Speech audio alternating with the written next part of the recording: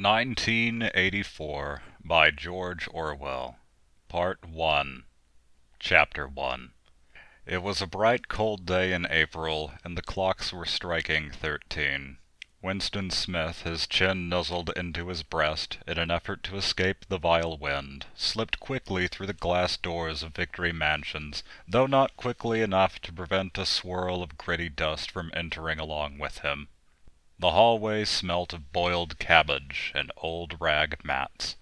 At one end of it, a colored poster, too large for indoor display, had been tacked to the wall. It depicted simply an enormous face, more than a meter wide, the face of a man about 45, with a heavy black mustache and ruggedly handsome features. Winston made for the stairs. It was no use trying the lift. Even at the best of times it was seldom working, and at present the electric current was cut off during daylight hours. It was part of the economy drive in preparation for Hate Week. The flat was 7 flights up, and Winston, who was 39 and had a varicose ulcer above his right ankle, went slowly, resting several times on the way. On each landing, opposite the lift shaft, the poster with the enormous face gazed from the wall. It was one of those pictures which are so contrived that the eyes follow you about when you move.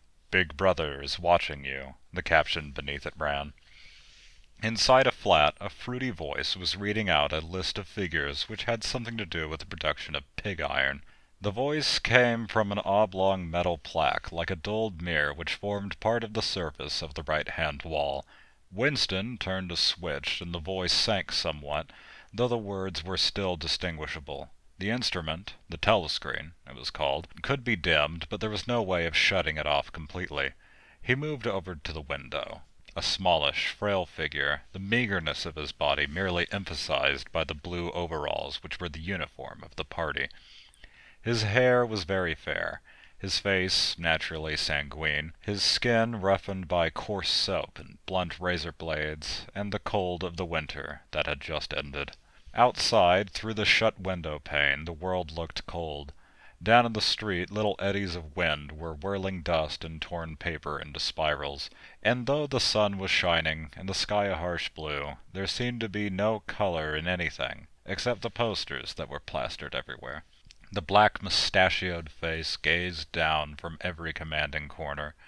There was one on the house front immediately opposite. "Big Brother is watching you," the caption said, while the dark eyes looked deep into Winston's own. Down at street level, another poster, torn at one corner, flapped fitfully in the wind, alternately covering and uncovering the single word, "Ingsoc."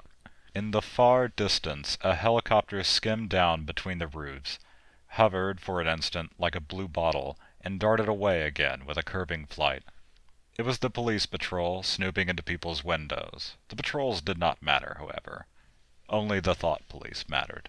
Behind Winston's back, the voice from the telescreen was still babbling away about pig iron and the overfulfillment of the 9th three-year plan. The telescreen received and transmitted simultaneously.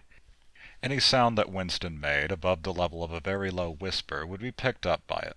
Moreover, so long as he remained within the field of vision, which the metal plaque commanded, he could be seen as well as heard. There was of course no way of knowing whether you were being watched at any given moment.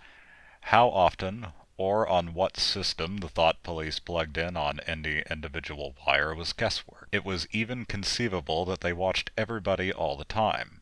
But at any rate, they could plug in your wire whenever they wanted to. You had to live, did live, from habit that became instinct, in the assumption that every sound you made was overheard, and, except in darkness, every moment scrutinized. Winston kept his back turned to the telescreen. It was safer, though, as he well knew, even a back can be revealing. A kilometer away from the Ministry of Truth, his place of work towered vast and white above the grimy landscape. This he thought with a sort of vague distaste. This was London, chief city of Airstrip 1, itself the third most populous of the provinces of Oceania. He tried to squeeze out some childhood memory that should tell him whether London had always been quite like this. Were there always these vistas of rotting 19th-century houses, their sides shored up with balks of timber, their windows patched with cardboard, and their roofs with corrugated iron, their crazy garden walls sagging in all directions, and the bomb sites where the plaster dust swirled in the air and the willow herb straggled over the heaps of rubble, and the places where the bombs had cleared a larger path and there had sprung up sordid colonies of wooden dwellings like chicken houses. But it was no use. He could not remember.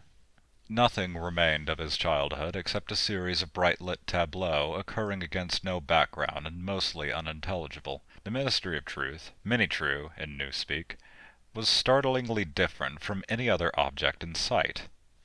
It was an enormous pyramidal structure of glittering white concrete, soaring up terrace after terrace, 300 meters into the air. From where Winston stood, it was just possible to read, picked out on its white face in elegant lettering, the three slogans of the party. War is peace. Freedom is slavery. Ignorance is strength. The Ministry of Truth contained, it was said, 3,000 rooms above ground level, and corresponding ramifications below. Scattered about London, there were just 3 other buildings of similar appearance and size. So completely did they dwarf the surrounding architecture that from the roof of Victory Mansions you could see all 4 of them simultaneously. They were the homes of the 4 ministries between which the entire apparatus of government was divided. The Ministry of Truth, which concerned itself with news, entertainment, education, and the fine arts. The Ministry of Peace, which concerned itself with war. The Ministry of Love, which maintained law and order. And the Ministry of Plenty, which was responsible for economic affairs. Their names in Newspeak: Many True, Many Pax, Many Love, and Many Plenty. The Ministry of Love was the really frightening one. There were no windows in it at all. Winston had never been inside the Ministry of Love, nor within half a kilometer of it. It was a place impossible to enter except on official business, and then only by penetrating through a maze of barbed wire entanglements, steel doors, and hidden machine-gun nests. Even the streets leading up to its outer barriers were roamed by gorilla-faced guards in black uniforms, armed with jointed truncheons. Winston turned round abruptly. He had set his features into the expression of quiet optimism which it was advisable to wear when facing the telescreen. He crossed the room into the tiny kitchen. By leaving the ministry at this time of day, he had sacrificed his lunch in the canteen, and he was aware that there was no food in the kitchen except a hunk of dark-colored bread, which had to be saved for tomorrow's breakfast. He took down from the shelf a bottle of colorless liquid with a plain white label marked Victory Gin. It gave off a sickly, oily smell, as of Chinese rice spirit. Winston poured out nearly a teacupful, nerved himself for a shock, and gulped it down like a dose of medicine. Instantly, his face turned scarlet, and the water ran out of his eyes. The stuff was like nitric acid, and moreover, in swallowing it, one had the sensation of being hit on the back of the head with a rubber club. The next moment, however, the burning in his belly died down, and the world began to look more cheerful. He took a cigarette from a crumpled packet marked Victory Cigarettes, and incautiously held it upright. Whereupon the tobacco fell out onto the floor. With the next he was more successful. He went back to the living room and sat down at a small table that stood to the left of the telescreen.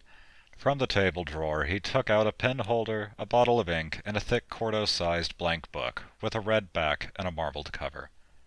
For some reason the telescreen in the living room was in an unusual position. Instead of being placed, as was normal, in the end wall where it could command the whole room, it was in the longer wall, opposite the window.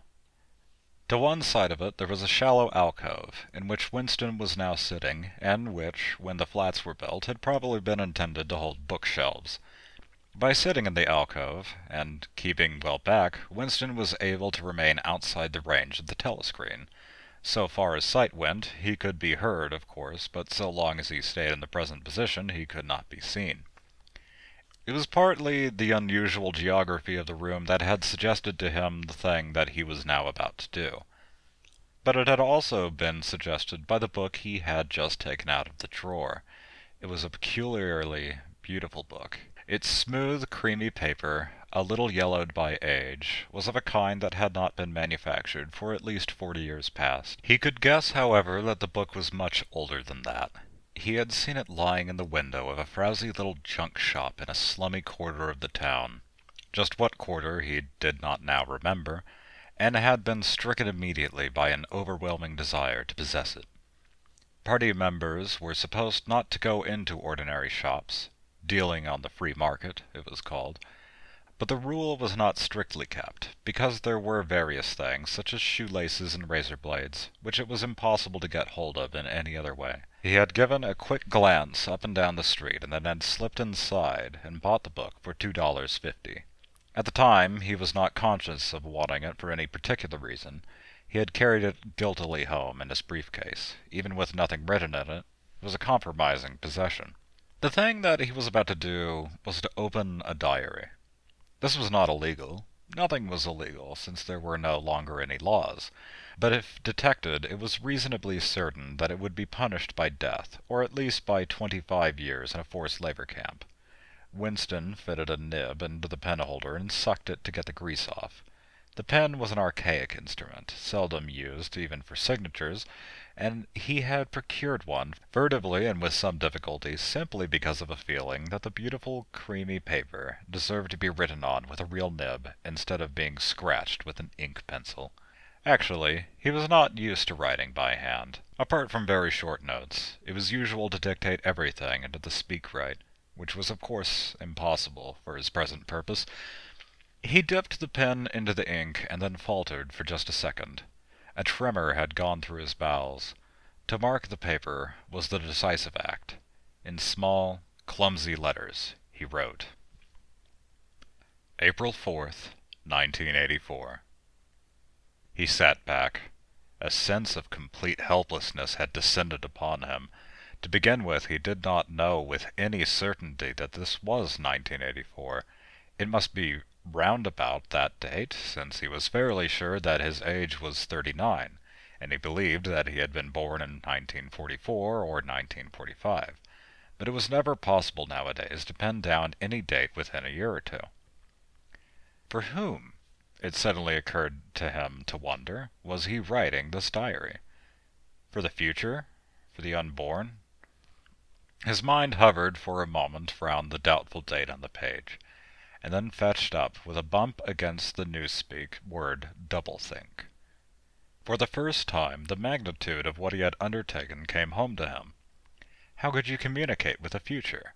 It was of its nature impossible. Either the future would resemble the present, in which case it would not listen to him, or it would be different from it, and his predicament would be meaningless. For some time he sat gazing stupidly at the paper. The telescreen had changed over to strident military music. It was curious that he seemed not merely to have lost the power of expressing himself, but even to have forgotten what it was that he had originally intended to say. For weeks past he had been making ready for this moment, and it had never crossed his mind that anything would be needed except courage. The actual writing would be easy. All he had to do was transfer to the paper the interminable restless monologue that had been running inside his head, literally for years. At this moment, however, even the monologue had dried up. Moreover, his varicose ulcer had begun itching unbearably. He dared not scratch it, because if he did so, it always became inflamed. The seconds were ticking by. He was conscious of nothing except the blankness of the page in front of him, the itching of the skin above his ankle, the blaring of the music, and a slight booziness caused by the gin. Suddenly he began writing in sheer panic, only imperfectly aware of what he was setting down. His small but childish handwriting straggled up and down the page, shedding first its capital letters, and finally even its full stops. April 4th, 1984. Last night to the flicks. All war films.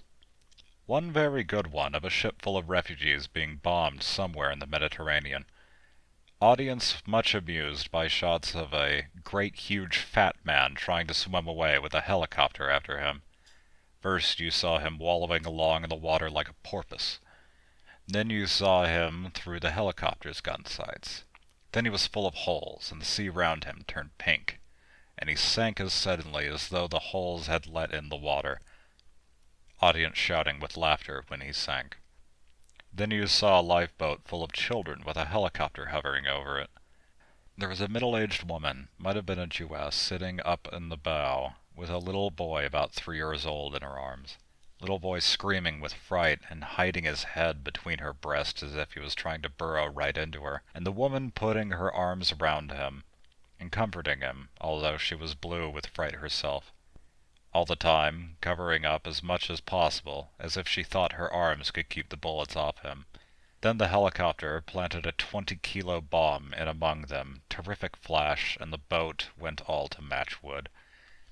Then there was a wonderful shot of a child's arm going up, up, up, right up into the air. A helicopter with a camera in its nose must have followed it up, and there was a lot of applause from the party seats. But a woman down in the prole part of the house suddenly started kicking up a fuss and shouting they didn't oughter have showed it, not in front of kids. It ain't right, not in front of kids. It ain't until the police turned her out. I don't suppose anything happened to her. Nobody cares what the proles say. Typical prole reaction. They never... Winston stopped writing, partly because he was suffering from cramp. He did not know what had made him pour out this stream of rubbish, but the curious thing was that while he was doing so a totally different memory had clarified itself in his mind, to the point where he almost felt equal to writing it down. It was, he now realized, because of this other incident that he had suddenly decided to come home and begin the diary today. It had happened that morning at the ministry, if anything so nebulous could be said to happen. It was nearly 1100, and in the records department where Winston worked, they were dragging the chairs out of the cubicles and grouping them in the center of the hall, opposite the big telescreen, in preparation for the 2 minutes hate. Winston was just taking his place in one of the middle rows when 2 people whom he knew by sight, but had never spoken to, came unexpectedly into the room. One of them was a girl whom he often passed in the corridors. He did not know her name, but he knew that she worked in the fiction department. Presumably, since he had sometimes seen her with oily hands and carrying a spanner, she had some mechanical job on one of the novel-writing machines. She was a bold-looking girl of about 27, with thick hair, a freckled face, and swift, athletic movements. A narrow scarlet sash, emblem of the Junior Anti-Sex League, was wound several times round the waist of her overalls, just tightly enough to bring out the shapeliness of her hips. Winston had disliked her from the very first moment of seeing her. He knew the reason. It was because of the atmosphere of hockey fields and cold baths and community hikes and general clean-mindedness which she managed to carry about with her. He disliked nearly all women, and especially the young and pretty ones. It was always the women, and above all the young ones, who were the most bigoted adherents of the party, the swallowers of slogans, the amateur spies and noser-outs of unorthodoxy. But this particular girl gave him the impression of being more dangerous than most. Once when they passed in the corridor, she gave him a quick sidelong glance, which seemed to pierce right into him, and for a moment had filled him with black terror. The idea had even crossed his mind that she might be an agent of the thought police. That, it was true, was very unlikely. Still, he continued to feel a peculiar uneasiness, which had fear mixed up in it as well as hostility, whenever she was anywhere near him. The other person was a man named O'Brien, a member of the inner party and holder of some post so important and remote that Winston had only a dim idea of its nature. A momentary hush passed over the group of people round the chairs as they saw the black overalls of an inner party member approaching. O'Brien was a large, burly man with a thick neck and a coarse, humorous, brutal face. In spite of his formidable appearance, he had a certain charm of manner. He had a trick of resettling his spectacles on his nose, which was curiously disarming. In some indefinable way, curiously civilized. It was a gesture which, if anyone had still thought in such terms, might have recalled an 18th-century nobleman offering a snuff-box. Winston had seen O'Brien perhaps a dozen times in almost as many years. He felt deeply drawn to him, not solely because he was intrigued by the contrast between O'Brien's urbane manner and his prize-fighter's physique, Much more, it was because of a secretly held belief, or perhaps not even a belief, merely a hope, that O'Brien's political orthodoxy was not perfect. Something in his face suggested it irresistibly. And again, perhaps, it was not even unorthodoxy that was written in his face, but simply intelligence. But at any rate, he had the appearance of being a person that you could talk to if somehow you could cheat the telescreen and get him alone. Winston had never made the smallest effort to verify this guess. Indeed, there was no way of doing so. At this moment, O'Brien glanced at his wristwatch, saw that it was nearly 1100, and evidently decided to stay in the records department until the 2 minutes hate was over. He took a chair in the same row as Winston, a couple of places away. A small sandy-haired woman who worked in the next cubicle to Winston was between them. The girl with dark hair was sitting immediately behind. The next moment a hideous grinding speech, as of some monstrous machine running without oil, burst from the big telescreen at the end of the room. It was a noise that set one's teeth on edge and bristled the hair at the back of one's neck. The hate had started. As usual, the face of Emmanuel Goldstein, the enemy of the people, had flashed onto the screen.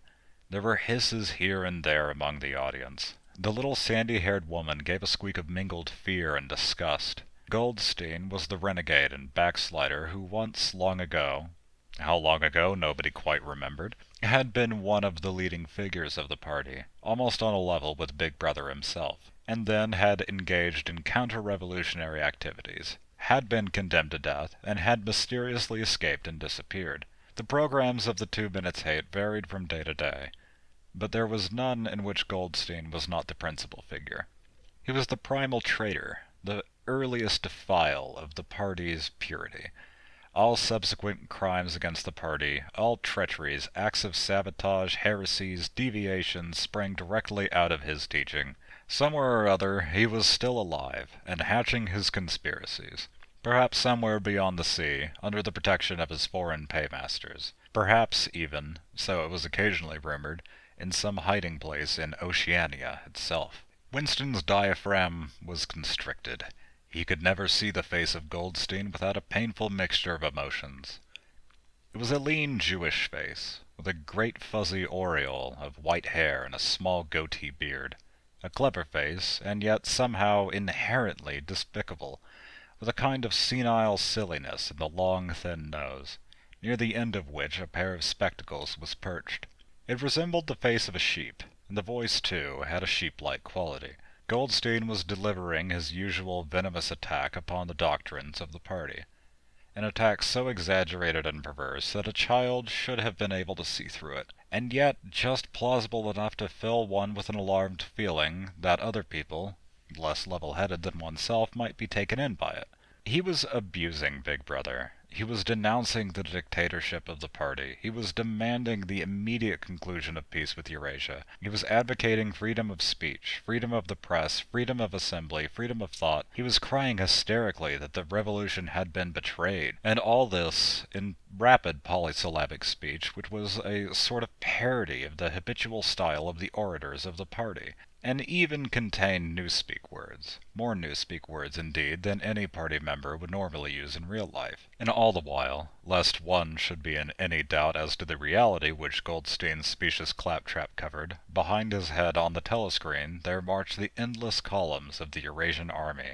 Row after row of solid-looking men with expressionless Asiatic faces, who swam up to the surface of the screen and vanished, to be replaced by others exactly similar. The dull, rhythmic tramp of the soldiers' boots formed the background to Goldstein's bleeding voice. Before the hate had proceeded for 30 seconds, uncontrollable exclamations of rage were breaking out from half the people in the room.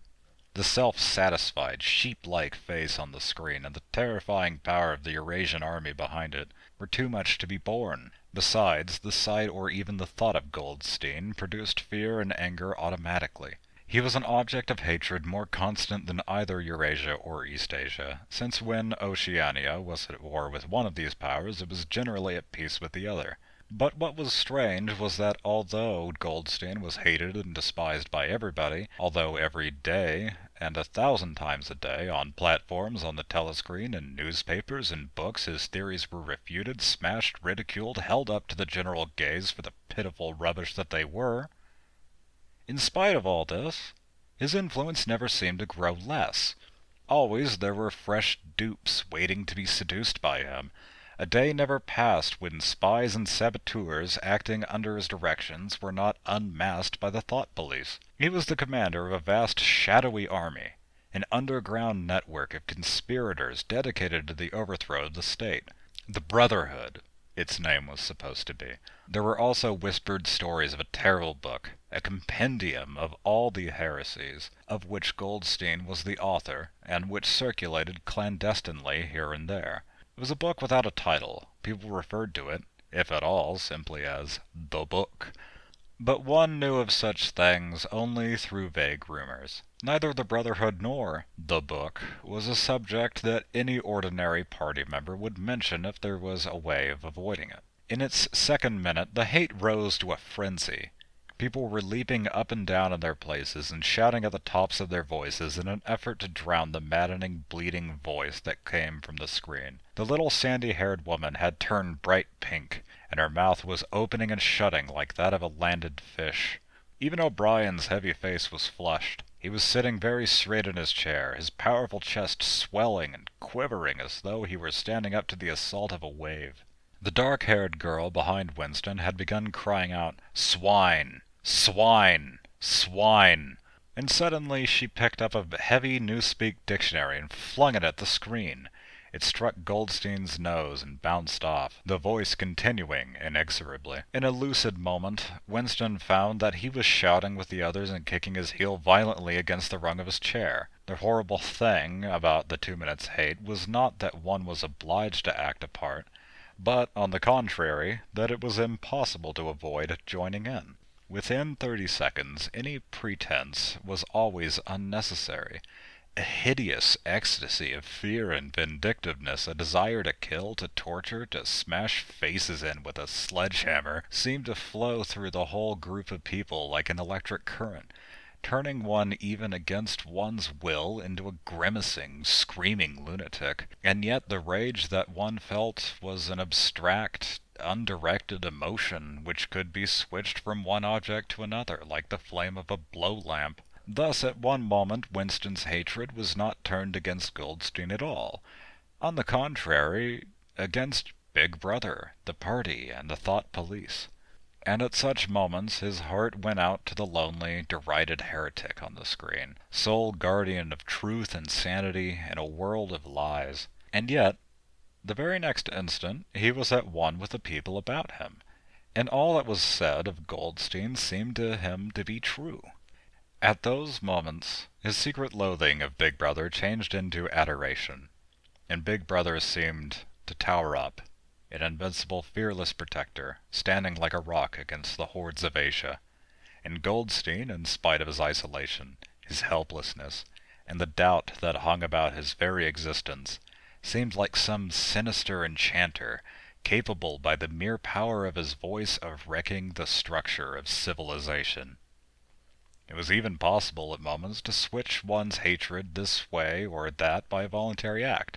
Suddenly, by the sort of violent effort with which one wrenches one's head away from the pillow in a nightmare, Winston succeeded in transferring his hatred from the face on the screen to the dark-haired girl behind him. Vivid, beautiful hallucinations flashed through his mind. He would flog her to death with a rubber truncheon. He would tie her naked to a stake and shoot her full of arrows like Saint Sebastian. He would ravish her and cut her throat at the moment of climax. Better than before, moreover, he realized why it was that he hated her. He hated her because she was young and pretty and sexless. Because he wanted to go to bed with her and would never do so. Because round her sweet, supple waist, which seemed to ask you to encircle it with your arm, there was only the odious scarlet sash, aggressive symbol of chastity. The hate rose to its climax. The voice of Goldstein had become an actual sheep's bleat, and for an instant the face changed into that of a sheep. Then the sheep face melted into the figure of a Eurasian soldier who seemed to be advancing, huge and terrible, his submachine gun roaring and seeming to spring out of the surface of the screen so that some of the people in the front row actually flinched backwards in their seats. But in that moment, drawing a deep sigh of relief from everybody, the hostile figure melted into the face of Big Brother.